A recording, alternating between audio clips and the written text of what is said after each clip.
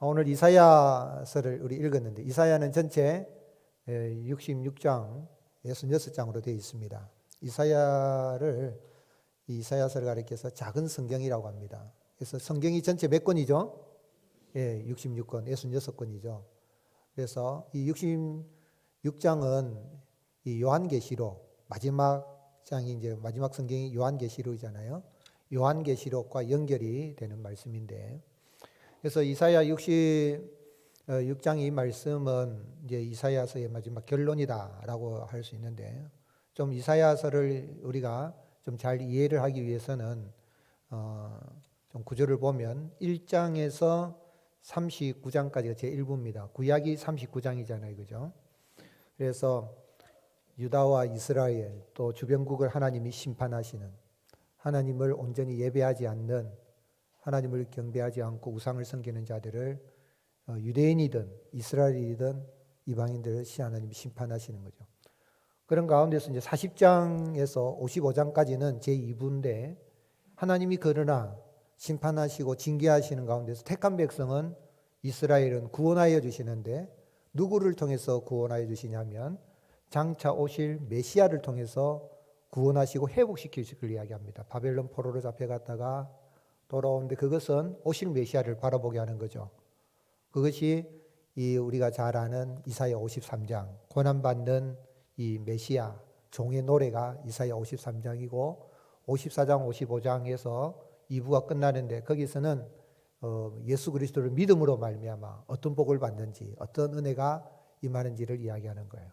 그리고 56장에서부터 이제 66장까지는 이스라엘 백성들이 이제 바빌론 포로에 돌아온 이후에 이 하나님을 믿는 믿음으로 회복이 된 이후에 이제 영광스러운 이런 교회 공동체가 세워질 걸 이야기하는데, 특별히 이제 장차 메시아가 오심으로 말미암아 이루어질 그 하나님의 나라, 하나님의 교회 공동체에 대한 이야기입니다. 그래서 66장은 마지막은 하나님께서 이사야 선지자를 통해서 우리에게 어떤 말씀을 하고 있습니까? 그것은 여호와 하나님은 세상 모든 민족 가운데서 믿는 자들을 구원하여서 예배 공동체인 이 교회의 지체로 세우시는 분이시라는 걸 이야기하고 있습니다.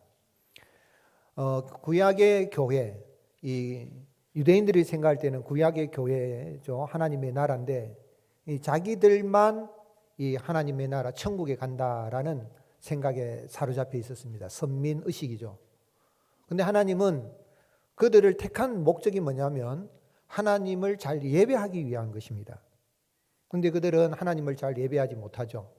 하나님이 바벨론 포로에 돌아오게 하였음에도 불구하고 그들은 이 성전이 불타서 이제 바벨론 포로에서 70년 동안 있으면서 그들이 노래하기를 이 바벨론 강가에 앉아서 슬피 울면서 시편 137편에 보면 우리가 그때 바벨론 강가에서 울었도다 그럽니다.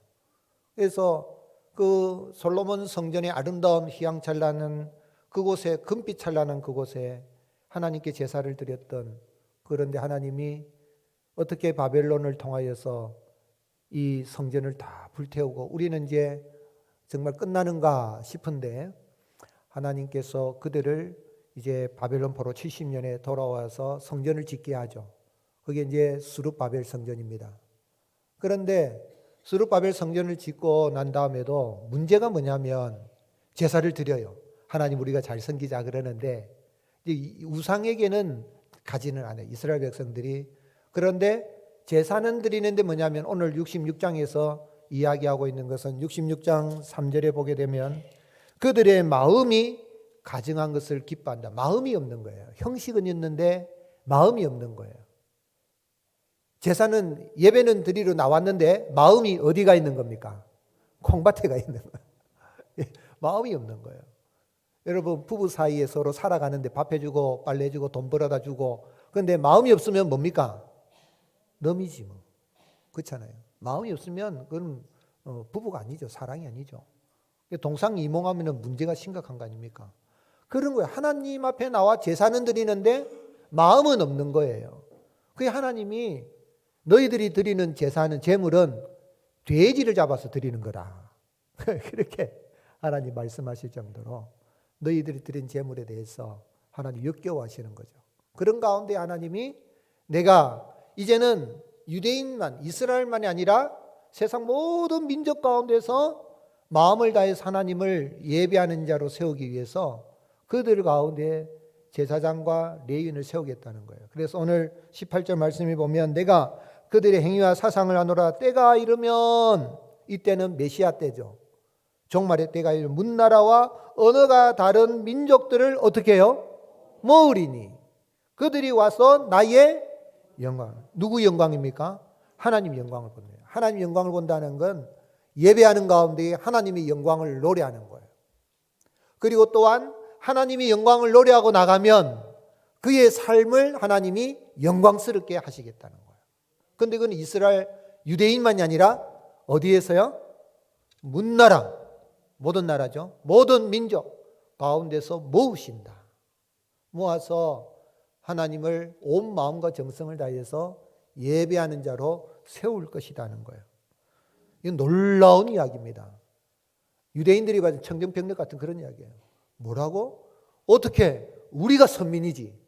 저 이방인들은 구원받을 수도 없을 뿐만 아니라 다 지옥에 던져져 지옥 불쏘시개 같은 그런 데 쓸 그런 자들이지 뭐 구원받아 이런 생각하는데 하나님은 이사야를 통해서 그게 아니라는 거예요.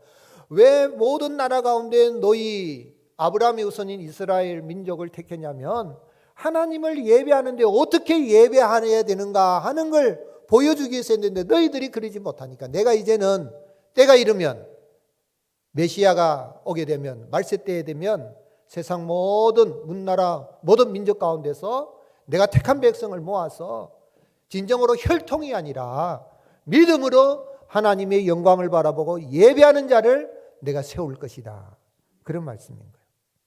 여러분 우리 하나님은 한 나라 한 민족의 하나님만이 아닙니다. 한 언어의 하나님만이 아닙니다. 우리 하나님은 모든 나라 모든 백성 모든 민족 하나님의 형상을 따라 지음받은 모든 사람의 하나님이십니다.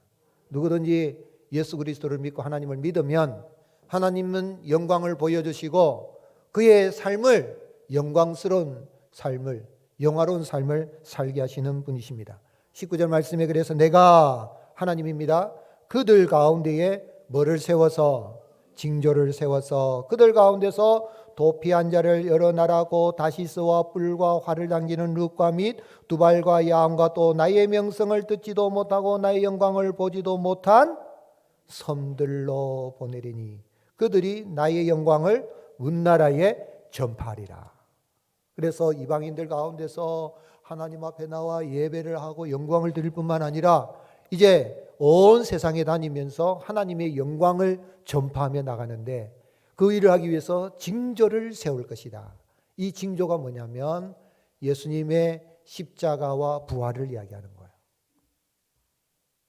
예수님 탄생하실 성탄절이 다가오는데 하나님 메시아가 올 것을 때 큰 별, 징조가 나타나는 것처럼 근데 그것은 하나의 구약에서 인도한 별이랬다면 진정한 징조는 죽으시고 부활하신 십자가에서 처절하게 비참하게 죽으신 그 예수 그리스도. 그러나 죽음으로서 끝난 것이 아니라 어느 나라, 어느 백성, 어느 종교, 어느 누구도 할 수 없는 죽은 자 가운데 사흘 만에 부활하신 부활의 첫 열매가 되신 그 징조를 믿는 자들이 구원을 받고 하나님의 영광을 예배하는 예배자로 세워지는데 예배 드릴 뿐만 아니라 하나님의 영광을 온 세상에 전파하는 거예요. 다시스는 이것은 스페인을 가리키고 또한 뿔이라는데 풀이라는 것은 아프리카, 리비아나 이런 지역을 가리키고 룻은 소아시아의 리디아를 가리키고 두발은 흑해 남부 지역을 그리고 야와는 그리스 지역을 가리키고 즉 말하자면 온 세계 다니면서 하나님의 영광을 예배할 뿐만 아니라 하나님의 영광을 전파하며 나아가는 즉 예배자를 세워가는 그 일을 하게 될 것이다 라고 이야기해요. 언제요? 때가 이르면 징조를 보이고 메시아가 오셔서 예수님이 오셔서 그래서 오늘 여러분 우리가 예수님을 믿어서 구원받고 하나님의 영광을 바라보는 예배 자리에 나오게 된 것입니다. 아멘이십니까? 예배 영광. 그리고 또한 우리가 가는 곳마다 이 영광의 주 하나님을 놀라운 주 우리 찬양했잖아요. 영광의 주님을 우리가 전파하는 거예요. 믿지 않는 사람들을 예배자리에 세워가는 거죠. 그래서 예수님이 부활 승천하실 때에 제자들에게 뭐라고 말씀하셨습니까? 사도행전 2장 8절에 오직 성령이 너희에게 마시면 너희가 예루살렘과 온 유대와 사마리아 땅끝까지 이르러 내 증인, 땅끝까지 이르러. 이 말씀이 이루어진 거예요. 이사야의 말씀이 말세에 종말에 주님이 오심으로 말미암아, 예수님 오신 때부터가 말세입니다. 지금 말세 중에 말세 진말이에요. 예수님 오실 날이 굉장히 임박한 때에 살고 있는 거예요. 내 개인의 종말이든 우주의 종말이든 굉장히 임박한 가운데 우리가 살아가는데, 그런데 하나님의 영광을 바라보고 예배를 하는 겁니다. 더 놀라운 건 20절 22절 천천히 같이 읽겠습니다. 나 여호와가 말하노라. 이스라엘 자손이 예물을 깨끗한 그릇에 담아 여호와의 집에 드린 같이 그들이 너희 모든 형제를 문나라에서 나의 성산 예루살렘으로 말과 수레와 교자와 노새와 낙타에 태우다가 여호와께 예물로 드릴 것이요 나는 그 가운데서 택하여 제사장과 레위인을 삼으리라. 여호와의 말이니라. 아멘. 여기 보면은 하나님께서 이제는 유다 백성들이 이제는 인종차별을 넘어서 하나님 앞에 너희 형제를 했는데, 여기 이방인들이죠. 이방인들을 어디다가요? 태워서 말, 수레, 교자, 노새, 약타, 요즘 말하면은 그랜저, 소나타, 택시, 버스, 어디 승합차 다 태워가지고 어디로 온단 말입니까? 하나님께 예배드리러 나오는데 그들을 뭡니까? 제물로 드린 거예요. 하나님이 받으시는 것은 소나 양이나 짐승의 제물을 받기로 원하는 것이 아니라 하나님이 받으신 것은 영혼을 받기로 원하는 거예요. 그래서 그들을 여호와께 예물로 드릴 것이요, 하나님이 받기로 원하는 것은 참으로 믿지 않는 자들이 회개하고 주께로 나와서 하나님께 나오기를 원하는 거예요. 그런데 하나님은 그들을 구원하여 주실 뿐만 아니라 누구를 삼으신다? 그 가운데서 제사장과 레위인을 택할 것이다. 삼으리라. 여러분, 제사장은 누가 됩니까? 아론의, 모세의 형인 아론의 반열, 레위지파 중에서도 아론의 반열만 제사장이 되는 거예요. 제사장은 하나님께 제사를 지내는 일을 집례하는 일이라는 거예요. 그리고 또 레위인은 예배를 드리는데 봉사자입니다. 찬양되는 레위인만 할 수 있는 거예요. 예배를 듣는 일을 봉사하는 자들을 이스라엘 백성 레위지파 가운데 택하는 게 아니라 누구 가운데 택한다고요? 이방인 가운데서. 즉 말하자면 혈통이 아니라 믿음으로 하나님 앞에 나오는 자들을 제사장으로, 레위인으로 세울 것이다 라고 주님이 말씀하신 거예요. 그래서 베드로 사도가 참으로 소아시아 지역에 흩어져 있는 그 박해 가운데 있는 성도들을 향해서 뭐라고 했습니까? 예수님 믿고 난 다음에 우리의 신분이 변하는데 4가지 신분에 대해서 이야기했어요. 우리가 암송하는 말씀이죠. 베드로전서 2장 9절에 보면 그러나 너희는 택하신 족속이요 왕같은 제사장들이요 거룩한 나라요 그의 소유된 백성이니 이는 너희를 어두운 데서 불러내어 그의 기이한 빛에 들어가게 하신 이의 아름다운 덕을 선포하게 하렵니다. 여러분, 예수님 믿고 나면 신분이 바뀝니다. 내 신분이 어떻게 봐? 하나님 자녀, 하나님의 백성인데 오늘 말씀에 보면 너희는 택하신 족속이라. 즉 이방인인데 참 이스라엘 족속이 됐다 이 말입니다. 아브라함 자손이 됐다 이 말입니다. 그리고 또한 왕같은 제사장. 제사장인데 왕같은, 왕도 되고 제사장 되고 선지자도. 예수님 믿는 순간에 예수님이 왕, 제사장, 선지자로 모든 직무를 완성하시면 예수님 믿는 사람은 믿는 순간에 하나님 나라의 왕같은 제사장, 왕자요 공주로 또한 제사장으로 하나님을 예배하는 일에 직무를 감당하는 그런 제사장으로, 또한 이 하나님 앞에 거룩한 나라로 하나님의 소유된 백성인데 그 목적이 뭐냐면 그래 이방인들이 나아가서 그 섬들, 하나님의 영광을 알지 못한 섬들에게 가져서 하나님의 영광을 전파한 것처럼 뭡니까? 우리를 그의 기이한 빛에 들어가게 하신 이 하나님의 아름다운 덕을 선포하게 하렵니다. 9번역이 더 좋아요. 개역 한글 번역에는 선전하는 거예요. 선전에 다니면서 하나님의 영광을 찬양하고 전도하는 거죠. 막 전하는 거예요. 여러분 하나님께 예배를 드리고 하나님께 영광을 돌리면 여러분의 삶이 영광스러운 삶을 살아갑니다 하면서 이렇게 막 선전을 하는 거예요. 여러분 선전 잘해야 됩니다. 선전 잘해야 돼요. 아멘이십니까? 이 전도를 하려면 선전을 잘해요. 근데 하나님이 영광을 선포. 오늘 여러분 내가 예수님 믿어서 이런 영광스러운 하나님의 예배를 드리는 데에 그것도 왕같은 제사장의 신분으로 내가 태어받아서 그 예배 공동체인 교회의 지체가 된 걸 감사하고 하나님을 잘 예배하고 섬기고 살아가는 저와 여러분이 되시기를 예수님의 이름 축복합니다. 그럼 우리가 어떻게 섬겨야 되겠습니까? 성도는 새하늘과 새 땅을 바라보며 지금 여기서 교회를 하나된 예배 공동체로 세워가야 되겠습니다. 교회를 어떻게 세워야 된다고요? 하나된 예배 공동체. 오늘 말씀 제목이 교회는 예배로 하나되는 공동체라고 그랬어요. 여러분 교회 존재 목적이 뭐죠? 교회는 뭐 하는 곳입니까? 예배하는 곳이에요. 교회에 대해서 물어보면 여러 가지. 교회는 예배 드리는 곳이에요. 누구에게 예배하는 거예요? 하나님께 예배하는 거예요.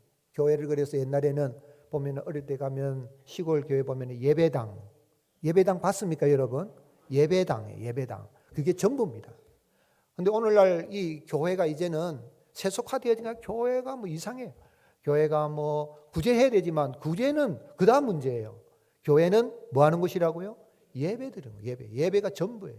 예배 드리고 나면 은혜 감사해서 교제하고 나누고 봉사하고 섬기고 하는 건 그 다음에 따라오는 거예요. 이 교회 하나님께 예배를 드리는데 그 예배를 드리는 이 세상에 살아가는 동안에 우리는 어디를 바라봐야 되냐면 믿는 그리스도인들은 내가 왕같은 제사장이 되고 하나님을 예배하는 예배 공동체 지체가 됐으니 너무너무 감사하니까 우리가 바라볼 것은 어디냐면 새하늘과 새 땅, 즉 천국을 바라보는 거예요. 새하늘과 새 땅을 바라보고 그리고 우리가 살아가는 이 세상에서 천국의 모형인 교회를 하나된 예배 공동체로 세워가야 되는 거예요. 그래서 오늘 이사야 마지막 장에서 이야기하는 건 주님이 뭐라고 말씀하신 22절에 내가 지을 새하늘과 새 땅이 내 앞에 항상 있는 것 같이 너희 자손과 너희 이름이 항상 있으리라 여호와의 말이니라. 여러분 이 하늘과 땅은 누가 지으셨어요? 언제 지으셨어요? 지은 거 봤습니까? 못 봤지만 믿음으로 히브리서 11장 3절에 믿음으로 하나님이 모든 세계가 말씀으로 지어진지를 아느니라. 오늘 여러분 그런데 창세기 1장 1절에 태초에 하나님이 천지를 창조하시니라. 천지, 하늘과 땅. 이 땅은 지구를 말하지만은 하나님이 천지를 하늘과 땅을 지으셨다 그래요. 그 세계는 완전한 세계. 창세기 1장의 세계는 완전한 세계입니다. 전혀 부족함이 없는 주님이 우리 하나님이 창조하신 완벽한 세계였는데 이 세상에 뭐가 들어옵니까? 죄가 들어와요. 죄가 들어오는데 누구를 통해서? 아담과 하와를 통해서 불순종하는 가운데 죄가 들어와서 땅이 어떻게 됩니까? 저주를 받습니다. 창세기 3장에 보면 땅이 저주를 받아서 저주받은 표시가 뭐예요? 땅에 뭐가 납니까? 가시와 엉겅퀴가 나는 거예요. 여러분 가시하고 엉겅퀴 볼 때마다 그걸 생각하면 돼요. 그런데 이스라엘 땅에 가면 엉겅퀴가요 우리나라 엉겅퀴하고는 비교할 수 없을 정도로 아주 진짜 못되게 생겼어. 얼마나 독살스러워요. 진짜 못돼요. 얼마나 억지건지 엉겅퀴 땅에서 가시가 나 엉겅퀴 땅이 저주받은 거예요. 그런데 이 땅이 저주받았는데 이스라엘 백성들이 하나님을 잘 예배하지 않으니까 땅이 저주받은 거예요. 그러니까 예루살렘의 성전도 다 파괴가 되어지고 또 예루살렘도 황폐하게 되는 저주받은 그런 거예요. 하나님이 저주를 내리면 그렇게 되는 거예요. 하나님이 심판을 내리는 거예요.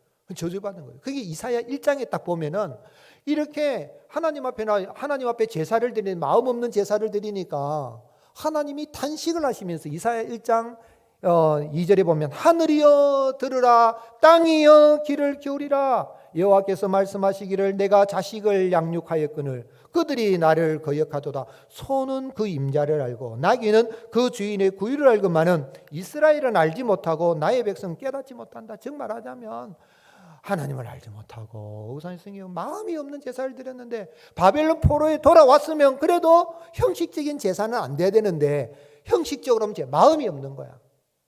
마음이 다른 데 가 있는 거예요. 우상에 가지는 않는데 자기 집 짓는 데 빠르고 그렇게 하니까 하나님이 학계 선지자를 보내어서 너희들이 언제까지 하나님의 성전을 이렇게 짓지 않고 있을 거냐. 또 성전 지었는데 형식적으로 그래. 뭐 제사 드리자, 예배 드리자, 예배 드리자. 뭐 예배 드리고 1시간 하고 끝났다 집에 가자. 이런 마음이 없는 거야. 기쁨이야. 그래 하나님이 내가 새 하늘과 새 땅을 내가 지을 것인데 그것이 내 앞에 있는 것처럼 세상 모든 민족 가운데 나온 사람들은 뭐를 바라보리라? 새 하늘과 새 땅을 바라본다. 베드로후서. 여러분 세상은 하나님께서 마지막 날에 불로서 다 태우기 위해서 감춰두시다 그랬는데 하나님이 심판하시면 하늘에 이 하늘 지금 있는 하늘 아무것도 없는 것 같죠. 여러분 하늘에 엄청난 게 많은 게 많잖아요. 별들도 있고 하늘이 종이 우리가 불 딱 태우면 종이 같은 불 붙이면 종이가 어떻게 됩니까? 싹 말려지는 것처럼 다 제가 되잖아요. 말려지는 것처럼 말려지게 되고 땅도 다 하나님이 불태울 것이고 새 하늘과 새 땅이 임할 것이라 그랬어요. 그래서 베드로후서 3장 12절에 하나님의 날이 임하기를 바라보고 간절히 사모하라. 하나님의 날이 임하기를 사모하시길 바랍니다. 왜요? 그날에 하늘이 불에 타서 풀어지고 물질이 뜨거운 불에 녹아지려니와 우리는 그의 약속대로 같이 읽겠습니다. 의가 있는 곳인 새 하늘과 새 땅을 우리가 바라볼 뭘 바라봐야 돼요?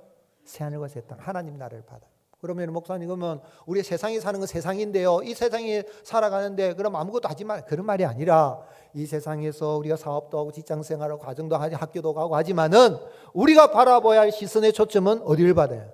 새 하늘과 새 땅, 천국을 바라보면서 살아가는 거죠. 그러면 천국만 바라보고 그냥 뭐 주일날 뭐 교회 온 것처럼 세상에 아무것도 안 하고 예배당에만 오라 그런 말 아니에요. 이게 뭐냐면 내 삶 속에서나 우리가 드리는 예서 주님의 나를 바라보면서 교회를 예배 공동체로서 마음을 다해서 하나님께 예배하고 내 삶 속에 예배자의 삶을 사는, 그래서 믿는 그리스도는 합당한 삶을 사는 그런 예배의 삶을 사는 그런 모습을 이야기하는 겁니다. 그래서 사도 요한은 요한계시록 21장 1절에 또 내가 새 하늘과 새 땅을 보니 처음 하늘과 처음 땅이 없어졌고 바다도 다시 있지 않더라. 21장 5절에 같이 읽겠습니다. 보좌에 앉은 신이가 이르시되 보라 내가 만물을 새롭게 하노라 하시고 또 이르시되 이 말은 신실하고 참되니 기록하라 하시고, 우리가 바라볼 미래예요. 장차 우리가 들어갈 천국이에요. 종말은 두 가지입니다. 개인의 종말이 있고 우주의 종말이 있습니다. 여러분 개인의 종말은 다가옵니다. 언제 다가올지 몰라요. 누구도 모릅니다. 그거 아무도 모르요. 주님만이 아십니다. 우주 종말도 마찬가지예요. 지금 우주 종말도 아주 임박한 때에 우리가 살아가고 있어요. 그런데 개인의 종말이 다가오든 우주의 종말이 다가오든 우리가 바라볼 것은 새하늘과 새 땅, 천국을 바라보면서 살아가는데 이 세상은 여전히 죄와 고통과 슬픔과 눈물이 있는 그러한 곳이고 교회도 이 지상교회도 불완전한 그런 모습이 있지만은 우리는 연약하지만 우리는 새하늘과 새 땅을 바라보면서 우리가 참으로 이 땅에 살아가면서 여러 가지 어려움이 있더라도 하나님의 영광을 바라보고 고난이 있어도 그 나라를 바라보면서 우리 주님이 주실 영광을 바라볼 수 있는 은혜가 있을 수 있기를 주님 축복합니다. 그래서 바울은 로마서 8장 17절에 자녀님 또한 상속자고 하나님의 상속자요 그리스도와 함께 한 상속자니 우리가 그와 함께 영광을 받기 위하여 무엇도 함께 받으리라? 고난도 함께 받으리라 하고 18절에 뭐라고 했습니까? 생각건대 현재의 고난은 장차 우리에게 나타날 영광과 좋게 비교할 수 없도다. 여러분, 그런데 우리 성경에는 개역 개정에는 영광과 비교할 수 없다는데 개역 한글 번역이 더 좋아요. 거기는 좋게 비교할 수 없도다. 하늘의 영광, 하늘의 영광. 그걸 바라보고 이 땅에서 영광스러운 삶을 살기 위해서는 하나님 앞에 드리는 이 예배가, 그리고 이 예배 공동체인 교회를 하나된 예배 공동체로 우리가 믿음으로 마음을 다해 드리는 가운데 잘 세워갈 수 있기를 주님을 축복합니다. 23절 같이 읽겠습니다. 시작. 여호와가 말하노라 매월 초하루와 매 안식일에 모든 혈육이 내 앞에 나와 예배하리라. 제사장 레인 택한 목적이 예배하기 위해서. 하나님 예배받기를 원하셔요. 예배 잘 드리면 여러분 하나님께서 하나님의 영광을 예배하면 우리의 삶을 하나님이 영화롭게 영광스럽게 하십니다. 그걸 우리 자녀들에게 예배자를 세우도록 잘 가르쳐야 돼요. 그런데 참된 예배 공동체가 어떤 모습입니까? 첫 번째로는 하나님의 말씀 앞에 떠는 공동체. 하나님 앞에 말씀 앞에 어떻게 한다고요? 떠는 말씀 앞에 떨어야 돼요. 이사야 66장 2절 보게 되면 나 여호와가 말하노라 내 손이 이 모든 것을 지었으므로 그들이 생겼느니라. 무릇 마음이 가난하고 심령에 통회하며 내 말을 듣고 떠는 자 그 사람은 내가 돌보려니와. 여러분, 예배 시간에 가장 긴 시간이 어느 시간입니까? 설교하는 시간이에요. 여러분, 설교가 하나님의 말씀에 근거해서 선포되면 아멘으로 받을 수 있기를 주님 축복합니다. 그런데 어떤 사람들은 목사님 그 성경 이야기만 날마다 합니까? 우리 세상 살아가는데 좀 도움이 되는 이야기 좀 해주세요. 그 말도 나쁜 말은 아니는데 말씀이 선포되는 가운데 생활 살아가는데 생활 지혜란 이것도 나옵니다. 그러나 하나님의 말씀이 그렇구나 하고 부들부들 떠는 자세를 가져야 됩니다. 66장 5절에도 보면 여호와의 말씀으로 말미암아 떠는 자들아 그의 말씀을 들을지어다.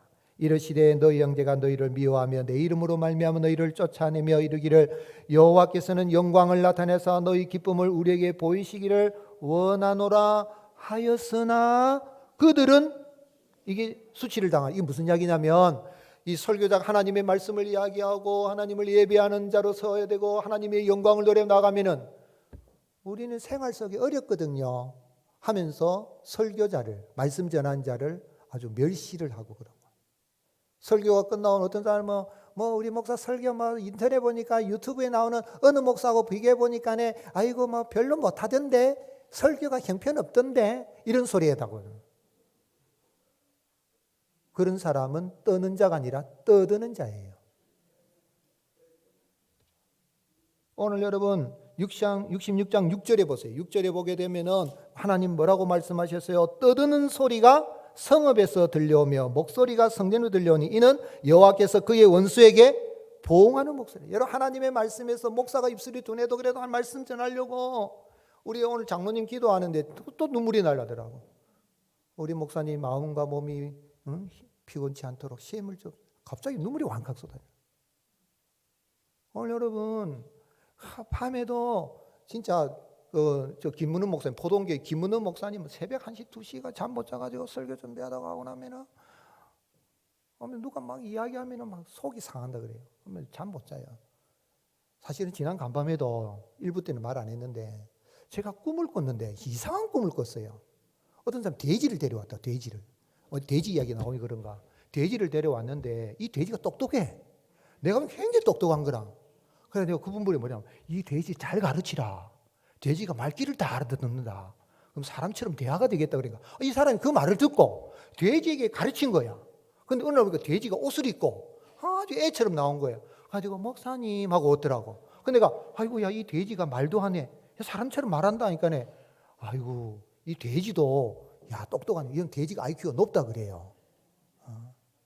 근데 하나님의 말씀을 전하는데도 하나님 말씀 제대로 안 듣고 말이야 목사 설교 어떻고 이런 사람은 떠드는 사람은 뭐와 같은 사람이에요? 깨닫지 못한 돼지. 돼지도 지금 깨달아 알면은 하나님이 그래서 제 마음속에 그걸 꿈으로 보여주시는지 모르겠는데 오늘 여러분 소귀에 경일게 하면은 소귀에 경일 봐요. 뭐합니까? 못 알아먹잖아요. 그렇게 듣는 사람은 떠드는 소리인가? 매 이것만 하잖아. 근데 깨달아 아는 사람이니까 이 말씀이 통회하고는 마음으로 내가 어떻게 살아야 될까? 오늘 여러분 그런 깨닫는 은혜가 있어서 통회하고 자복하는 마음으로 하나님의 말씀을 이스라엘아 하나님의 말씀을 들을 자는 귀만 듣는 게 아니라 듣고 순종할지어다. 여러분 자식들이 말 안 들으면 엄마가 뭐라고 해요? 야 이놈아 엄마 말 좀 들으라. 이 말이 뭐라 합니까? 엄마 말 듣고 뭐 해라? 순종해라 이 말이잖아요. 그 예배에서 하나님 말씀이 선포되면 아멘 아멘 하고 화답하고 삶 속에 실천할 수 있는 은혜가 있을 수 있기를 주님의 이름으로 축복합니다. 시편 51편 17절에 하나님께서 구하시는 제사는 상한 심령이라 하나님이여 상하고 통회하는 마음을 주께서 멸시하지 아니하시리라. 말씀 듣고 회개하고 나가면 주님이 우리를 긍휼히시고 하나님의 영광을 바라보게 하시고 그 삶을 영광스럽게 하십니다. 근데 말씀 듣고 떠들기만 하고 있으면 원망 불평하고 어떤 예배 끝나고 나면은 감사합니다. 근데 어떤 사람은 입이 막 묵 튀 나가고, 예? 이러면은 그 사람 은혜가 없어요. 마지막 절 24절, 여러분 66장 24절 요한 여기 보세요. 이 이사야서 마지막 장 마지막 절이 뭐라고 되어 있냐면, 그들이 나가서 내게 패역한 자, 그들은 뭐냐면 하나님의 영광을 바라본 믿는 성도들이에요. 두 가지입니다. 떠드는 사람이 있고, 떠드는 사람은 안 들으니까 하나님이 심판하시는데, 내게 패역한 자들의 시체들을 볼 것이요 그 벌레가 죽지 아니하며 그 불이 꺼지지 아니하여 모든 혈육에게 가정함이 되리라. 이 말씀을 우리 예수님이 마가복음 9장 48절에 인용했어요. 뭐라고? 지옥에 가면 구더기도 죽지 않고 불도 꺼지지 않고 사람마다 불에 소금 치듯함을 받으리라 그랬다는, 이 말씀을 인용한 거예요. 하나님 말씀이 예배 시간에 선포가 되는데 아멘하고 자기의 죄를 깨달으면 통회하는 마음으로 나올 생각은 하지 않고 원망 불평하고 하는 사람은 은혜가 없는 거죠. 마귀가 이 길과 같은 마음밭에 말씀이 딱 떨어진, 마귀가 깨닫지 못하도 뿌리지 못하더라도 그 길과 같은 마음밭에 말씀을 싹 빼앗아가 버리는 거예요. 그런데 깨닫는 사람은, 어떤 은혜가 있는 사람은 좋은 옥토가 되어서 말씀을 좋은 마음으로 듣고 깨달아 알고 아멘하고 삶 속에 30배, 60배, 100배 결실을 하는 자라. 그런데 마지막 때가 되면요, 사람들이 귀가 가려워서 자기 좋아하는 말만 찾아다녀요. 유튜브에 들어가면 설교 잘하는 목사들 진짜 쎄배겼어, 진짜 보니까 제가 보면. 그런데 천지 삐까리라. 들어가 보면 그래요. 여기도 들어보고 저기도 들어보는데 생활은 하나도 안 바뀌어요. 그 바울이 디모데후서 이 4장 3절에 때가 이르니 사람이 바른 교훈을 받지 아니하며 귀가 가려워서 자기의 사욕을 따라 스승을 많이 두고 그 귀를 진리에 돌이켜 허탄한 이야기를 따르리라 그랬어요. 여러분, 설교 말씀을 들을 때 유튜브를 듣든 뭘 듣든 라디오 듣든 하나님의 복음의 말씀을 전하는가 아닌가, 그건 분별할 수 있는 양떼가 될 수 있기를 주님의 축복합니다. 강단에서 예수님 전파 안 하는 건 그건 설교가 아니에요. 강단은 예수님을 전하고 예수님의 삶을 이야기하고 믿는 자를 이야기하고 그 다음에 삶이 따라가는 거죠. 오늘 여러분, 홍수 때에 마실 물이 있습니까? 없는 것처럼 이 시대는 설교가 얼마나 많다지만 마실 물이 없는 것 같은, 생명의 양식을 찾지 못한 갈급한 시대에 살아가고 있는데, 부족하지만 목사를 위해서 기도하시고 하나님의 말씀 선포되면 한 말씀이라도, 성경을 다 알아야 천국 가는 게 아니라 하나님의 말씀을 한 말씀이라도 깨달아 알고 그 말씀 붙들고 나가면, 내가 그 말씀 붙잡는 게 아니라 그 말씀이 나를 붙들어 주셔서 하늘의 영광, 새하늘과 새 땅을 바라보게 하시고 이 땅에서도 예배자로 살아갈 수 있는 은혜를 주십니다. 우리 교회 말씀으로 하나님 앞에 세워지는 아름다운 그런 예배 공동체를 세워져 갈 수 있기를 주님 축복합니다. 두 번째로는 서로의 차이를 넘어서는 공동체예요. 18절 같이 읽겠습니다. 시작.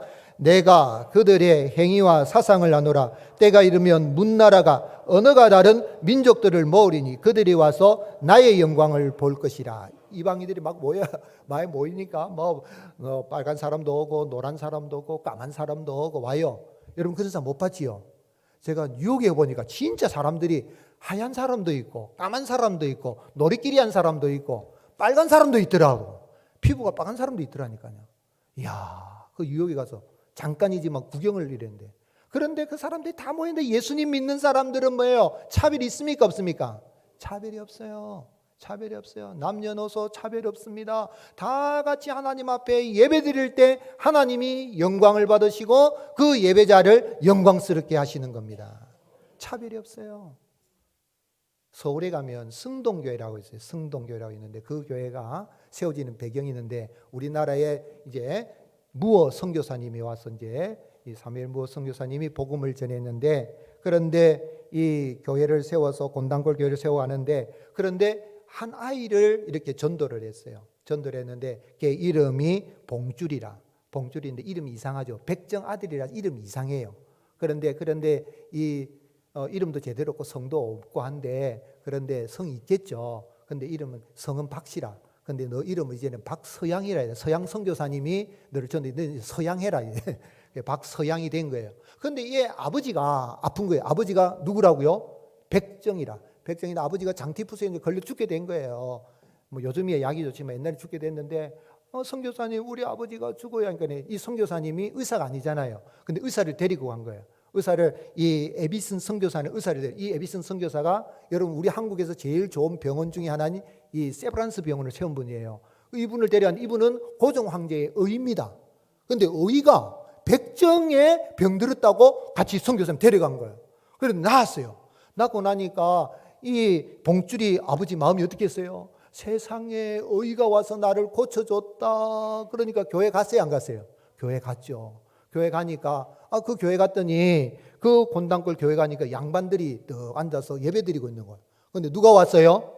백정이 왔어요. 백정 니은 오 미음이 온 거야.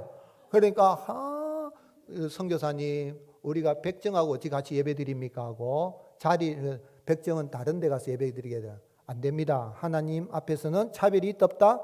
없다. 그러니까 그러면 우리는 앞자리에 앉게 예배 주고 백정은 뒷자리에 저쪽에 예배 아닙니다.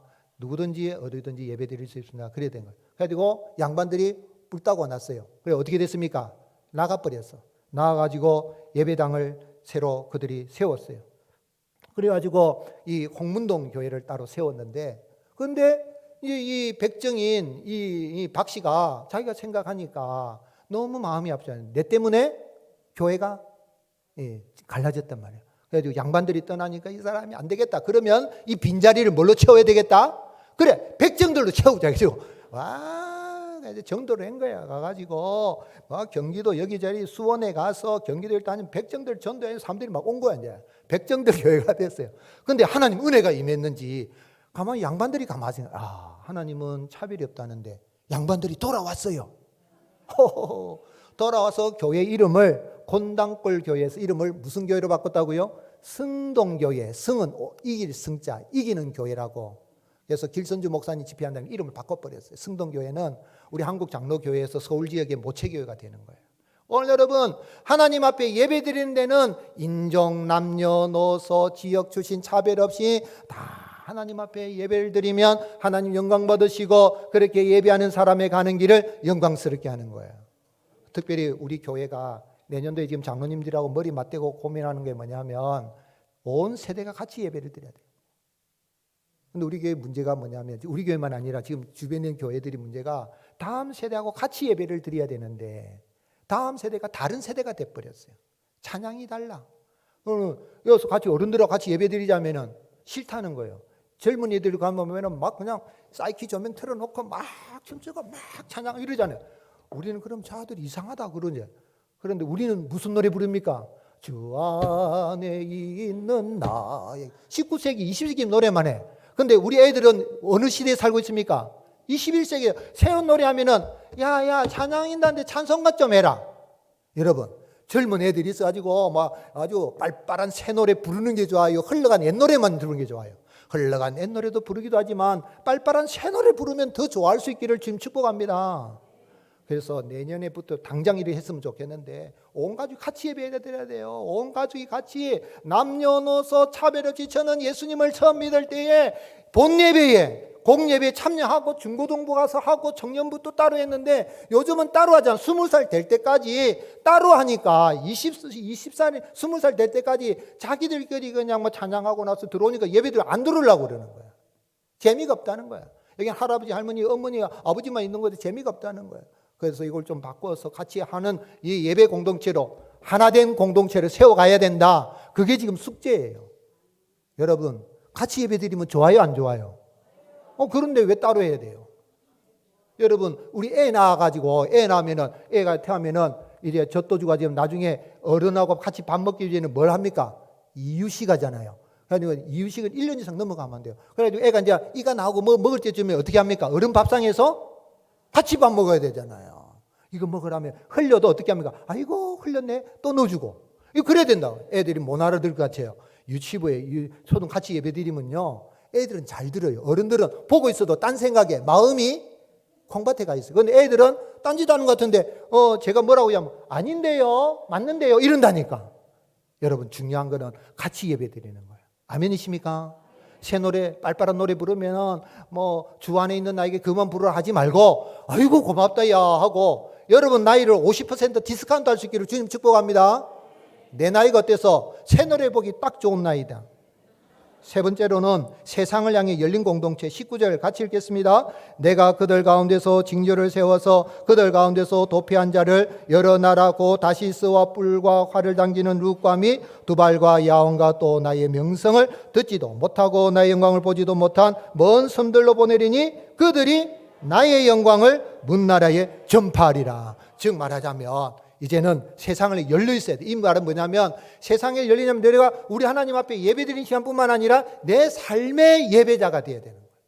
그렇죠? 우리가 예배를 드리는 모습을 세상 사람들이 와서 막 선전을 하는데 아이고 니나 잘 살아라 이래 돼버리면 되겠어요 안 되겠어요? 마음 있는 예배 드리고 삶 속에서 이제 들어가는 거죠. 그래 나가면은 거기에 은혜가 임하게 되는 것입니다. 그래서 미국의 트림 목사님은 마음을 다해 주일 예배라는 책에서 주일 공예배는 이 망가진 세상에서 내가 혼자가 아니라는 사실을 되새기기 위한 시간이다. 그리고 또 뭐라고 해야 되냐면 주일 공예배는 주권자여 구속자이신 주님을 향한 기쁨의 예배, 진정한 예배로 돌아가기 위한 시간이다. 이런 예배는 예배 매회 시간에 끝나는 것이 아니라 주중에 네가 매일 살아가는 방식을 형성한다. 마음을 다해 예배드리고 삶 속에 예배드리면 하나님을 알지 못한 사람 주께로 돌아 나오는 은혜의 역사가 있게 됩니다. 예배자로 살아가는 복된 한 주간 되시기를 예수님의 이름으로 축복합니다.